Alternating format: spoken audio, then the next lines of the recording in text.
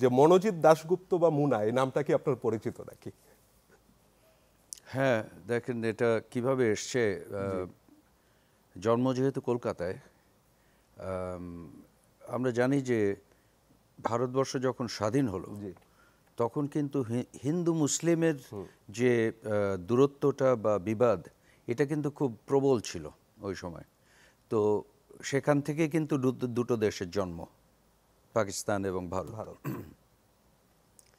ভারতে থাকাকালীন অবস্থায়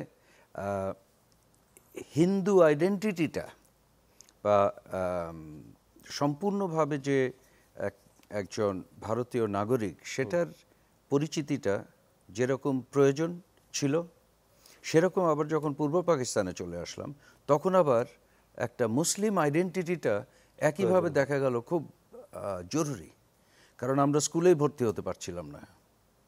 তো ওখানে আমাদের এমনি ঘরের বিষয়টা হচ্ছে কি, বাবা কখনোই খুব একটা ধার্মিক ব্যক্তি ছিলেন না।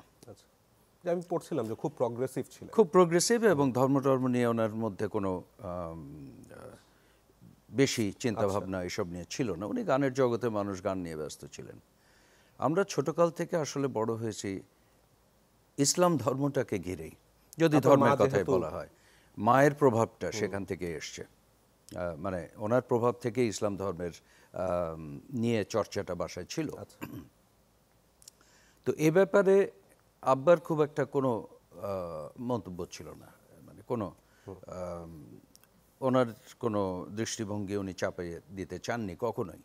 তো যার কারণে ওখানে থাকা অবস্থায় ওখানে স্কুলিংয়ের জন্য স্কুলে যেতে হবে, পড়তে হবে, স্বাভাবিকভাবে কমল দাশগুপ্তের মতো একজন বড় ব্যক্তিত্ব, পুরো উপমহাদেশের শ্রেষ্ঠ বলা যেতে পারে এরকম ব্যক্তিত্ব সঙ্গীত জগতের, ওনার সন্তান দাশগুপ্ত নামেই পরিচিত হবে, এটাই স্বাভাবিক তখন ওখানে। তারপরে দাশগুপ্ত বললাম, তার প্রথম অংশ তো আসবে বাবা মায়ের দেয়া নাম থেকেই, তো সেখান থেকে মনোজিৎ দাশগুপ্ত। এরপর আমার নিকনেম ছিল মুনা, মানে ফ্যামিলি নেম। সেই নাম কি আছে নাকি এখনো?